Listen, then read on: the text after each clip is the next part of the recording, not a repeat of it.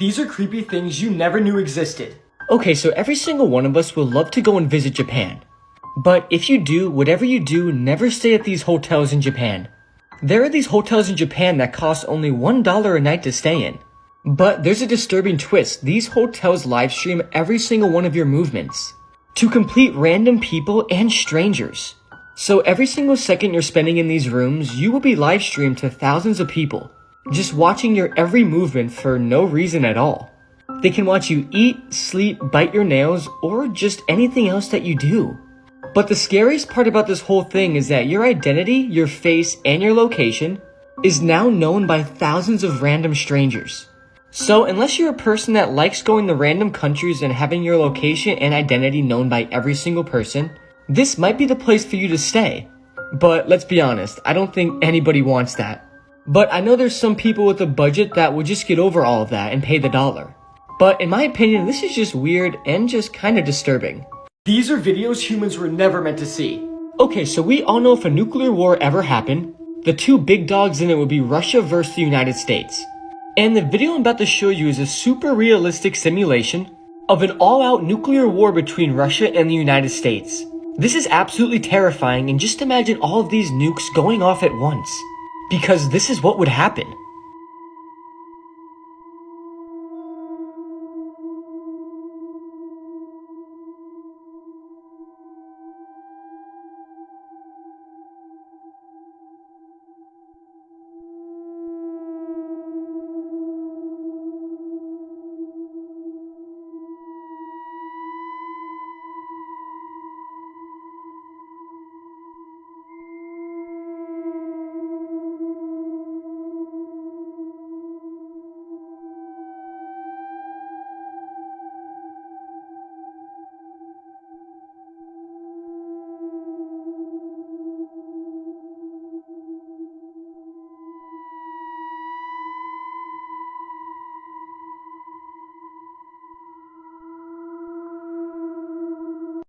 This British father of four did the unthinkable on Facebook Live. So this is Paul David Hilton. He was 34 years old, and on April 30th of 2022, he started a live stream on his personal Facebook account. Now, to everybody that knew Paul, he seemed like one of the happiest people around. And when Paul started his live stream that evening, multiple friends and family members joined in. According to one friend named Lewis, he thought that Paul would be telling jokes or doing something amusing. He even said he thought the live stream would be funny. But the events that unfolded in Paul's home pictured above that evening would be far from funny. And in fact, when people joined in, they noticed that Paul had extremely slurred speech and he didn't seem like himself. It was when people really realized what Paul was about to do, though, when they started calling the police and authorities, but it was too late. On that live stream, Paul took his own life by hanging and broadcast it in front of all of his friends and family that were watching.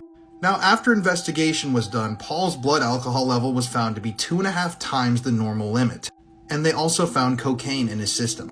Those extremely close to Paul knew that he had struggled with mental health issues in the past, and that even recently, the year before, he had been referred to an addiction counseling center. But it seems like his struggles with drug abuse and mental health really got the best of Paul when he decided to live stream his own unaliving on that evening. Tonopah has now been ranked among the most haunted hotels in the country. 3 minors set out to rob the bank one day, and 1 minor shot the other 2, leaving their bodies in the vault. In one of the corner rooms on the 5th floor is where he started to strangle her. According to Tracy, if you pull back the carpeting in that very spot, you can still see her bloodstains in the wood flooring. The Mitzpah Hotel is believed by many to be home of several ghostly figures. In this episode, we're investigating 2 of the most haunted places in Nevada, the Clown Motel and the Mizpah. Hotel. Oh! Hotel! Oh, oh! 2 people murdered in here. Yeah, and they are said to be down here. Our number 1 lady of the night, Miss Rose, over here. Evelyn. No! The lady in red's name is Evelyn! Lots of people have died here. Do you want me to turn my light on red? Right when I hit red, dude. Oh, what the was that? Are you the spirit of the killer? You scared? Who is the evil man? Man evil. Why do you like to scratch people, though? Are you afraid of people getting too close to the truth?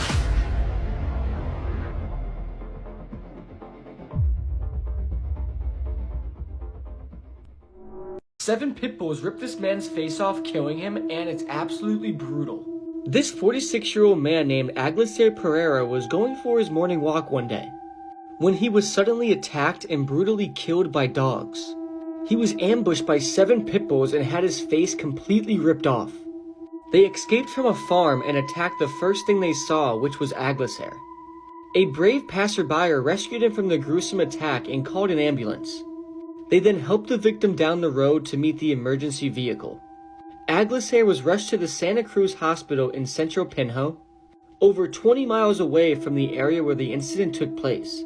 The pit bulls had completely bitten off all the skin on his face, leaving his skull completely exposed. The only way I could really describe how his face looked is if you poured red paint all over a white skull and let it dry. He had no eyes, no lips, no nose, no facial features at all. It was just skull and blood and some skin left over and some tissue. I really don't recommend looking up the photo because it will make you lose sleep. It's absolutely disturbing. But after Aglaser arrived at the hospital, he tragically succumbed to his injuries. Can you just imagine enjoying your daily walk and you see 7 pit bulls running towards you? I know I would be absolutely terrified. I feel so bad for Aglaser, and may he rest in peace. This is absolutely brutal. This might be the most brutal way somebody has ever died, and whatever you do, don't look up the picture. Octavio da Silva was a 20-year-old soccer referee in Brazil, and on June 30th, 2013, he was refereeing a soccer game when he sent off a player named Josmir Santos Abreu, who was 31 years old. He refused to leave the field and began a fight with the referee. Abreu threw a punch which made Octavio draw a knife from his pocket and repeatedly stab Abreu. Abreu died on the way to the hospital, and when fans watching the game, including Abreu's family and friends, found out about his death, they invaded the field and stoned Octavio before decapitating him, and then ripping his limbs from his body with just their strength and no weapons, and then put his head on a stick in the middle of the field. And what makes this worse is that a graphic video surfaced online shortly after the incident, showing medical personnel reassembling Octavio's body. The video and pictures are extremely disturbing, and I don't recommend looking them up. The way his limbs looked after being ripped off is extremely unsettling to look at, because you see strings of flesh, tissue, and bone because it wasn't cut off properly and it was just ripped off. This case is absolutely awful, but why did Octavio pull out a knife when somebody just punched him? If he didn't stab Josmir Abreu to death, he would still be alive today. But just imagine being literally ripped limb from limb by an angry group of soccer fans, and there's nothing you can do as they pull your body apart. These are the heartbreaking final texts of a victim from the Pulse nightclub shooting. Pulse was one of the biggest nightclubs in Orlando, Florida. On the evening of the 11th of June 2016, they were hosting a Latin night. Pulse was a gay nightclub and they regularly had drag queens performing for the crowds. Around 2 a.m. of the morning of the 12th of June, an attack began. Suddenly, a man opened fire on around 300 people that were inside the venue. Initially, there was confusion and some people thought that it was firecrackers or part of the music. At 2:09, the club posted on Facebook, "Everyone get out of Pulse and keep running." The gunman had exchanged fire with a policeman at the door who was working that night. Now, Imran Yusuf, who was a veteran working as a bouncer, recognised the sound of gunfire. He jumped over a locked door where behind people were hiding in fear. He opened a latched door behind them, allowing around 70 people to escape. His quick thinking undoubtedly saved many lives. Police raced to the scene and a battle began inside which forced the gunman back. Terrifyingly, he took several hostage in the toilets at the back of the building. He warned police that he had explosives. During this time, terrified partygoers text loved ones to try and get help. 30-year-old accountant Eddie Justice sent these heartbreaking texts to his mum. At 2:45 a.m., the gunman, identified as Omar Mateen, called News 13 of Orlando. He announced that he was the shooter and he stated his reasons for doing so. Hostage negotiators were called in and police decided to storm the building at around 5 a.m. Dozens of people who had been cowering in another bathroom managed to flee before the gunman emerged. Another gunfight ensued between the gunman and police until they finally shot him dead. 49 people died and 58 were injured. At the time, it was the worst mass shooting in modern US history until 2017 when the Las Vegas shooting occurred. This is the last picture of this woman alive. Minutes later, her husband did the unthinkable. Butterfly Valley in Muğla, Turkey is an incredibly popular beauty spot. In June 2018, Hakan Aysal was visiting the spot with his wife, 32-year-old Semra. The pair were expecting a child soon as Semra was 7 months pregnant. The cliff was actually 1,000 feet up and many tourists are enticed there with the lure of the beautiful views. However, little did she know, Semra had been lured there for an entirely different reason. Semra was actually afraid of heights, but Hakan convinced her that the trip to the cliff would pay off. Prior to the pair going on the holiday, Hakan had actually taken out life insurance for his wife. On the day in question, he lured her to the edge of the cliff to take a selfie. They'd actually been up there around 3 hours and Hakan had been waiting for the exact time to strike when nobody was watching. After taking the photo, he callously shoved his pregnant wife off the edge of the cliff, causing her to plummet to her death. A witness driving past was then flagged down by Hakan, who he described as completely calm. The man later stated, "I was driving there and I saw someone was waving at me and I stopped." Hakan came and said that his wife had fallen down the cliff. He said, "We immediately got out of the car and started looking for her, but we couldn't see where she would have landed from where we were." He then said, "We tried to get closer to the edge for a better look. Hakan did not come with us down there. He was not acting like a man whose wife had just fallen off a cliff." Photos of the couple were shared on the news and a tourist came forward to say that they had actually seen the pair too. They had noted that it was odd that the pair was scrambling down a very rocky area to get to the very edge. The pair were even captured on video by a tourist who had joked, "Either this man will throw the woman off or the woman will throw the man." Suspicions were raised further when Hakan tried to claim an insurance payout shortly after his wife's death. Hakan tried to claim insanity, but he was ordered to serve at least 30 years behind bars before he can appeal for release. This is the moment right before this woman was fatally shot live on TV. Alison Parker was a budding young journalist from Martinsville, Virginia. She graduated from James Madison University and in 2014 she started working on air. This was for the morning show of WDBJ7. It was early in the morning of the 26th of August 2015 when Alison and her cameraman, 27-year-old Adam Ward, were preparing for a broadcast. Alison had actually just celebrated her 24th birthday and she was getting back into the swing of work. The pair were due to cover the 50th anniversary of the Smith Mountain Lake. In the middle of a live interview though, something horrific would take place. It was around 6:45 a.m. and during the live broadcast a man in black approached. Terrifyingly, he was carrying a gun. Suddenly, he fired at Alison and he then turned the weapon onto Adam. He fired shots at the woman that was being interviewed called Vicky Gardner. She actually thought quickly and played dead on the floor. Terrifyingly, the camera was still rolling and broadcasting to the horrified viewers at home as Alison and Adam lay dead. The gunman then fled the scene. The cameras were cut by the control room and the live feed cut back to the stunned journalists in the studio. They understandably could not process what had just happened. Police raced to the scene and Vicky was rushed to hospital and thankfully survived her gunshot wound. The other journalists at the news station thankfully actually recognised who the gunman was. They told police the shooter was Vesta Flanagan. He'd actually previously worked for the news station until he was sacked for making staff feel uncomfortable. He had a history of being sacked from jobs due to bizarre behaviour and threatening people. It transpired that Vesta had planned out his shooting in detail. He tweeted a confession shortly after and posted a video of the shooting to his Facebook. Police were obviously desperate to track him down, but before they could do so, he crashed his car and unalived himself.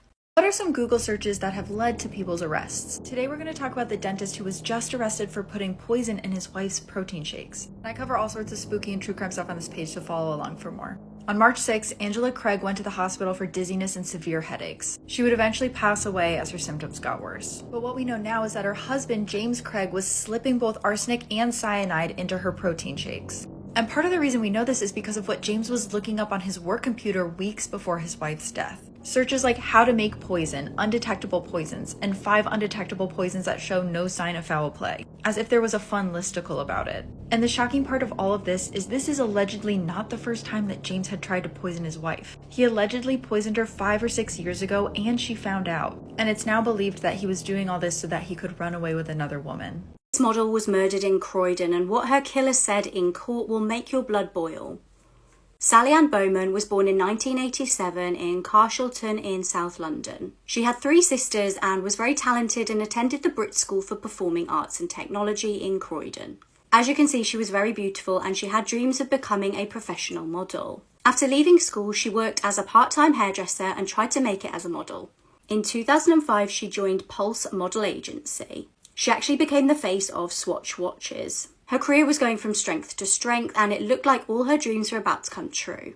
That was until the 24th of September 2005. Sally was 18 at this point and was starting to go on nights out. On the night in question, she was out with her sister and a group of friends. They went to Lloyd's Bar in Croydon and stayed there until around 1 a.m. Now CCTV captured her leaving the bar and she waited around 15 minutes outside for a taxi. She then contacted her ex-boyfriend Lewis Sproston, who offered to pick her up. The pair initially broke up due to accusations of them both cheating. However, that night Lewis picked her up from Croydon town centre around 2:20 a.m. He drove her to her house in Bynheim Crescent.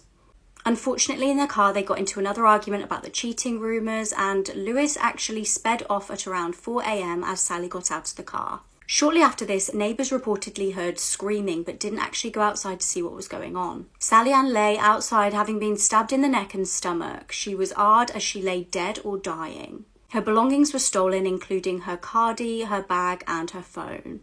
She was found deceased next to her home and police initially thought that Lewis was to blame. He was arrested and held for 4 days until finally DNA evidence eliminated him as a suspect. It wasn't until 9 months later this man was arrested. This was 35-year-old Croydon man Mark Dixie. Police had luckily managed to swab Mark 2 weeks earlier for having been involved in a brawl in a pub where he worked as a chef. The DNA they collected matched the DNA on Sally Ann. In court, Mark would admit to R-ing her after finding her on the ground outside her house. He denied murdering her though. Infuriatingly, he said he did not realise she was dead or dying when he found her. He was found guilty and sentenced to a minimum of 34 years. Frustratingly, it was actually then revealed that Mark was already a convicted serial S offender. He'd obviously been free to kill Sally Ann. He's unlikely to be considered for parole until at least 2040 when he's around 70.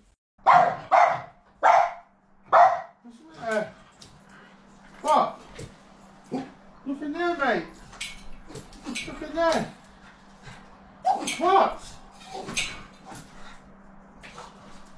There's nothing there. Murdered along with her 2-year-old daughter and buried under the kitchen floor. 25-year-old Benny Lynn Burke and her daughter Jellica moved from the Philippines in 2019 to the UK in search of a better life. 2 years later, they were dead. In February 2021, during lockdown in the UK, 52-year-old Andrew Innes is said to have targeted Benny Lynn through a dating website. He'd driven down to Bristol, picked up Benny Lynn and her daughter, and driven them back to his home in Dundee. They were reported missing 2 weeks later as family couldn't get in touch with them, and police saw Andrew's car on CCTV driving down to Bristol and back to Dundee the same day, and they tracked his car back to his home. At first, Andrew said that he'd driven down to Bristol, picked them up, and then driven them to Glasgow where he'd dropped them off with another man, but after further questioning, he admitted the murders and told police, "They're under my kitchen floor." Benny Lynn was found 4 feet under Andrew's kitchen floor, wrapped in plastic and a blanket, and her daughter's naked body was found next to her. Benny Lynn had been hit repeatedly over the head with a hammer and stabbed with a samurai sword. And 2-year-old Jellica had been raped, smothered and strangled to death. It later came to light that Jellica had been murdered 3 days after her mother. Shockingly, there was also a 7-year-old girl found in Andrew's house. She was sat in the living room watching cartoons on TV. She hasn't been named for legal reasons. She was able to tell police that Andrew had killed Benny Lynn with a hammer, and she also said that she'd been playing hide and seek with Jellica when Andrew closed the bathroom door and killed Jellica. She'd been in that house with Andrew for 2 weeks and was subjected to horrific sexual assaults and rape. Police said that if they'd arrived just 24 hours later, she could have been Andrew's 3rd murder victim. Her brave testimony was key in Andrew's trial. The trial took place in February 2023 and Andrew denied murder, claiming diminished responsibility. It took the jury just 2.5 hours to reach a guilty verdict for the murder of Benny Lynn, the rape and murder of Jellica, and the rape and abuse of the 7-year-old girl. Passing sentence, Lord Beckett said that this was one of the worst crimes that's come before the High Court of Edinburgh. He sentenced Andrew to life with a minimum of 36 years, meaning he'll likely die in prison as he won't be eligible for parole until the age of 88. Andrew is currently planning to appeal his sentence. Can you tell a place has a dark history just from looking at it? In this series, I'm showing you some photos so you can see, and I cover all sorts of spooky and true crime stuff on this page to follow along. This is the Wisconsin home of Ed Gein, also known as the Butcher of Plainfield. There's actually very few photos of this house that are in any way appropriate to share because of the nature of his crimes. It was in this house that Ed taught himself taxidermy after his mother passed away, and it was the local cemetery where he would go to rob graves and practice what he had learned. This is the room that Ed's mother lived in, and after she passed away, he had it completely sealed off and never touched it.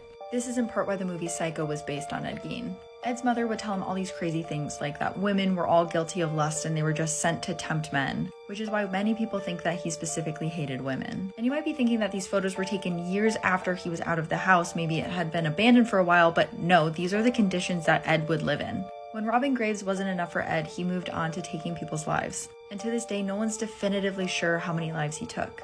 But there's a real darkness to these photos, and if you're brave enough to look up the other ones online, you can see how disturbed the person living there actually was. Bludgeoned with a hammer and strangled to death while she was making a cup of tea. Holly Carroll was murdered by her husband, who then calmly sat and drank a cup of tea and made lunch for their 3 children while she lay dead on the kitchen floor. Chris and Holly were separated after a volatile marriage, but Chris still visited regularly to see their 3 children. Holly was described by her mum and sisters as a bubbly mum of 3 who was loved by everybody who met her. She lit up every room she walked into, and she was devoted to her 3 children and a vital part of the small community that she lived in Wales. But to her controlling and manipulative husband, she was nothing more than someone he could coerce and bully. On Sunday, April 22nd, 2018, Holly messaged her sister, saying, "He's here now, so I might not be able to message, as yesterday he twisted my arms backwards and nearly ran me over to get my phone." Seconds later, she messaged again to say, "He's just got into the shed and got a hammer." Her sister urged her to call the police, but it was too late. Chris launched a violent and frenzied attack on Holly. He hit her to the side of the head with the hammer, and as she fell to the ground, he then got on top of her and strangled her until she stopped moving. He then calmly sat and drank the cup of tea that she'd just made for herself, cleaned up the blood, and then wrapped Holly in plastic and their son's Thomas the Tank Engine bedsheets. He then placed Holly in the boot of the car and then made lunch for their 3 children. After they'd finished lunch, he put them in the car too and drove to his mother's farm, where he used a tractor to bury Holly's body. He then stopped at a petrol station where he saw a police community support officer, and he asked if he could report his wife missing as she'd left him that same day. He then started covering his tracks and started contacting Holly's friends and family to say that she'd left him and taken her clothes with her. He even went as far as setting up a Facebook page for Missing Holly. At first, police absolutely bought his story. He seemed like a concerned husband, not someone who'd just committed a murder. He even joined in with the search party. However, a witness came forward the next day to say that they'd seen Chris in an area of remote farmland climbing over a fence, and when asked what he was doing, he said that he was burying his dead dog. Police searched the area and found Holly's body buried in a shallow grave. She died from blunt force trauma to the head and pressure to the neck. The tip of one of her fingers had also been amputated. Chris was arrested on April 27th and admitted the murder. During his trial, Holly's mother said to him, "You took my soulmate and carved out my heart. You've changed the axis on which my world turned, and I'll never accept what you did." Chris pleaded guilty, and on November 2nd, 2018, he was given life with a minimum of 25 years.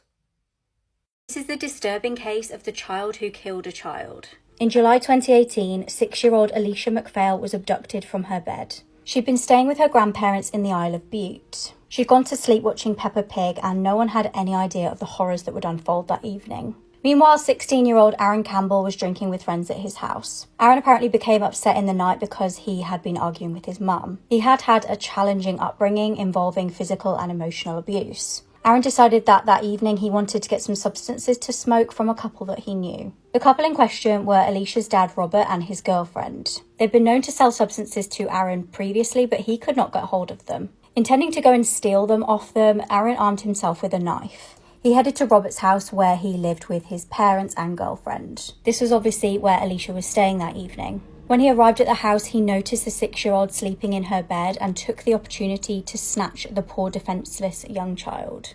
Disgustingly, he carried her to a secluded location, SA'd her and then killed her. He then disposed of his clothes in the sea. At 6 a.m. the next day, Alicia's grandparents woke up to discover that the little girl was missing. They straight away alerted police and locals. When the family asked Aaron to keep an eye out for the little girl, he texted them back saying, "Oh damn, I'm sure she's not went too far." A local man soon discovered Alicia's lifeless body around 15 minutes away from her house. Along with a lot of the local community, Aaron's mum actually checked her CCTV of her house. She was hoping that this would help with the investigation, and it definitely did. She saw her son leaving and returning from the house that night, and she handed the evidence over to police. Aaron was arrested, and it was discovered that the clothes that he'd abandoned on the beach did actually match with his DNA.